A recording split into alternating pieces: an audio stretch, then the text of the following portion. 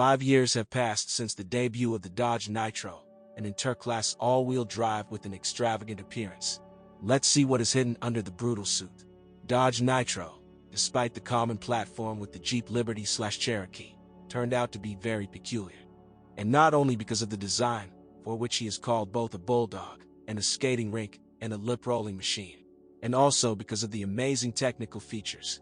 Name at least a couple of models with a monocoque body, a dependent rear suspension, a hardwired front-wheel drive, and without a downshift in the transfer case.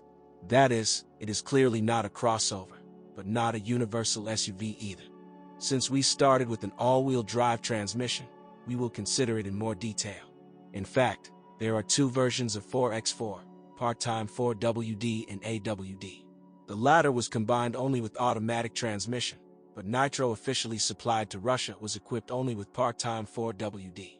Although imported 3-year-olds with both AWD and rear-wheel drive modifications pop up on the secondary market. In addition to the rare manual transmission, two types of automatic transmission were installed on the Nitro. The first is a 4-speed, rather archaic in design and, as a result, somewhat thoughtful. The second is a modern 5-speed gearbox with manual shifting. If you go to the American forums of Nitro fans, the section devoted to electrics will be the most saturated. There will also be such emotional topics as, "Help, my Nitro is eating batteries, my Nitro is dead." But these are isolated cases, and malfunctions in the power window system are really common. In second place is inadequate climate control. Simply put, it blows in the wrong direction or does not hold the temperature. There are frequent reports of a lit airbag malfunction light. The most common cause is poor contact in the steering column or the same trouble with inertial sensor connectors. Owners in Russia have noticed that in winter, the tire pressure monitoring system sometimes goes into hibernation, and the unprotected parking sensor's wiring rots due to anti-icing reagents. A few words must be said about the salon from the point of view of operation. Let's start with the pleasant. The stock of space in the rear seats is decent. The trunk is not the largest, but roomy. The salon is easily and simply transformed. In the underground of the trunk hides the load and go platform, which can withstand a load of 180 kilograms and retractable by half a meter. Add here decent soundproofing, visibility, and large mirrors. And now a fly in the ointment. When landing, the driver and the passengers will certainly first feel the bumps on a small doorway. When driving off the asphalt, you will have to remember about the low front bumper.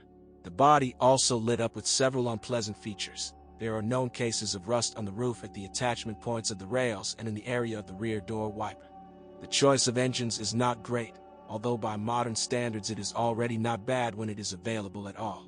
The most common engine is a 3.7-liter V6 petrol, 210 horsepower.